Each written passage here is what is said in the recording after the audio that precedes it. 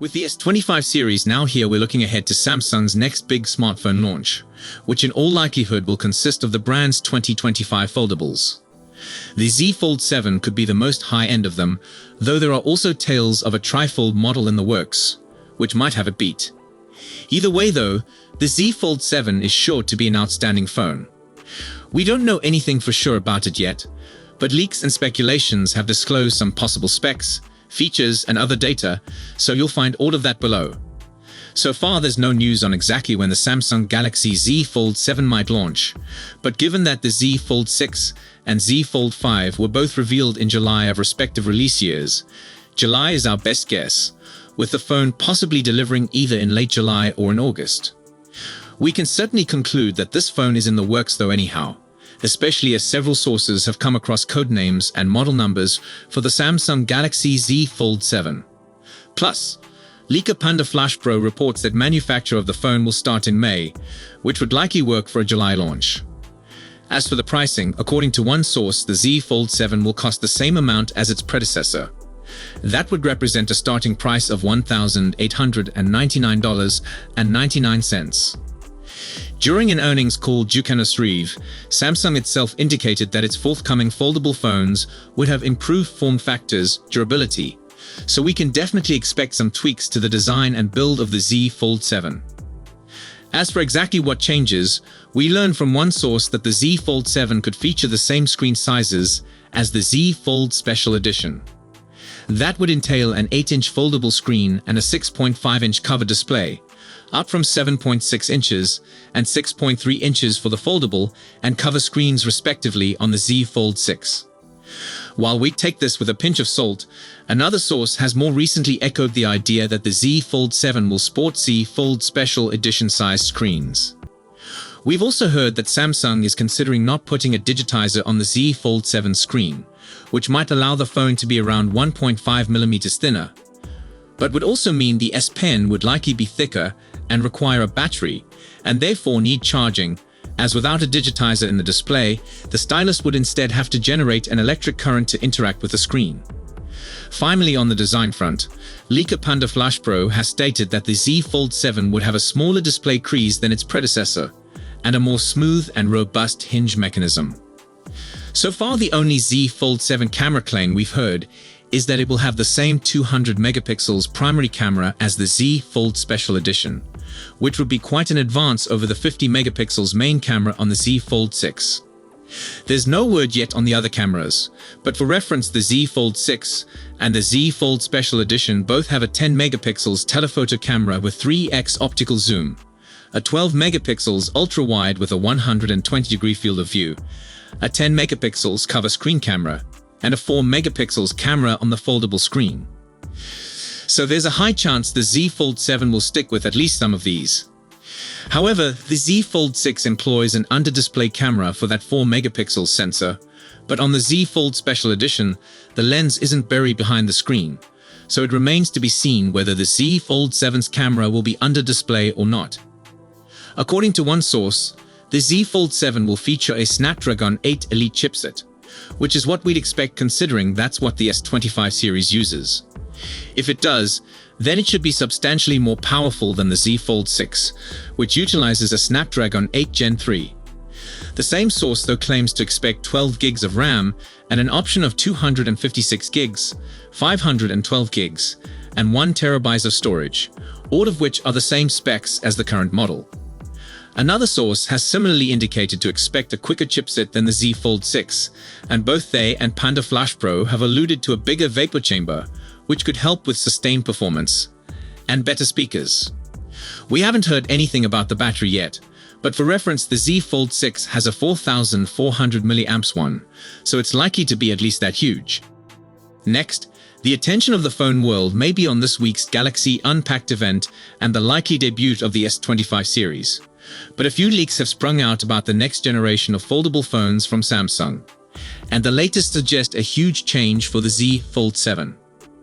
Last month, a report from Korea's ET News said that the next foldable will have to lose the S Pen digitizer that allows Samsung stylus to work its magic on the folding screen. The change would be part of Samsung's overarching objective of developing a smaller foldable phone. Now a new leak from known sources Jukan and DLX seems to back up that assertion. The tweet says there's a significant probability that the Digitizer won't be included with the Z Fold 7. If accurate, then it could suggest that, in the future, Samsung users will need to charge their S Pens separately from the phone. We got something of a glimpse of the conundrum facing Samsung last year when the phone maker introduced the super-thin Galaxy Z Fold Special Edition in Korea. That limited release foldable eliminated the Digitizer display layer that powers stylus support. Hence, no S Pen arrived with that phone. If Samsung follows suit with the Galaxy Z Fold 7, it's going to have to come up with a separate input device. The news on X doesn't only focus on S Pen support. There is also some information about Samsung's triple fold tablet. Component production is slated to commence in the second quarter of this year, with a debut expected in the third quarter alongside the rest of Samsung's foldable Fold series. This would match past reports of the triple fold phone debuting this year. Both sources also say that the phone will have a screen size between 9.9 to 10 inches in size when unfolded. We've heard a good amount about the Z Fold 7 and the Z Flip 7 in recent months. However, one of the most recent pieces of news is that Samsung is seeking to lower the production of their foldable models by roughly 40%. This is likely owing to how the Galaxy Z Fold 6 underperformed in sales. However, for the models that are launched, leaks have suggested a display that is nearly the same as the Z Fold 6 SE. The elimination of the S Pen is a setback for Samsung aficionados, as it will likely mean finding a means to carry and charge the S Pen with a smartphone. However, any move to take a thinner version of the Fold might help address one of its main faults: the phone size.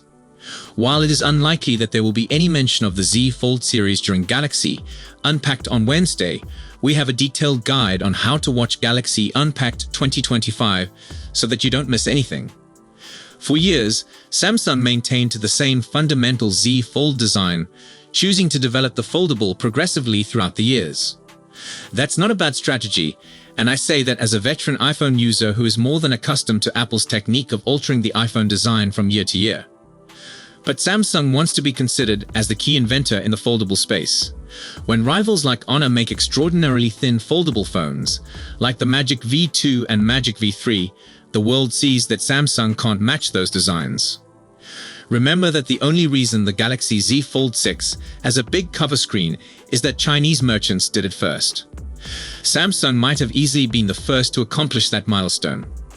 The Z Fold Special Edition is a step in the right direction. It's not as slim as the Magic V3, 4.9mm versus 4.4mm when unfolded, sure. But it shows that Samsung can deliver when under pressure. I'd also argue that the Fold 6 is thin enough, with its 5.6mm profile, unfolded. Yet that's not even close to what Honor and Xiaomi are accomplishing. Samsung is selling the Special Edition Foldable as a thank you to our customers for loving the Galaxy Foldable. As I indicated previously, this is more of a message that Samsung can produce thinner foldables. But this thank you also puts pressure on Samsung for next year. I can't see how next year's Z Fold 7 can maintain the thickness of the Fold 6, presuming Samsung would opt to go down this road. If that were to happen, it would inform the world that the world's largest phone and foldable phone seller can't really keep up with competition, that the Special Edition was a massive effort, and that Samsung can't truly mass-produce the gadget for a worldwide release. On that note, I also don't think the Honor Magic V4 can get any thinner. There are durability and battery concerns at play. While I can't see Honor making the V4 thicker than its predecessor, I can see Honor ridiculing Samsung for a thick Fold 7 design. It happened this year with the Fold 6 when Honor called out Samsung for its bulky foldables. It's normally Samsung that makes fun of rivals, especially Apple. Samsung does have a potential reason for developing a thicker Fold 7 next year: the S Pen. The Z Fold SE lacks stylus support, as Samsung designed that display as tiny as possible. That meant dropping support for the S Pen, but maybe that's a sacrifice worth considering for the Fold 7. The Z Fold 7 price has to match the Fold 6, or be even better. That's irrelevant of whether Samsung uses the Fold SE design or recycles the Fold 6 for another attempt. Foldable sales aren't getting any better for Samsung, and recall that Samsung boosted the Fold 6's pricing compared to its predecessor. I'll also add that flip-type phones should get thinner, but we'll cross that bridge when we get there. And it's not just about foldables. The iPhone 16 Plus I recently got is slimmer than the Pros, yet it feels overly big. I can't wait to see Apple unveil that ultra-thin iPhone 17 Air that keeps emerging in reports.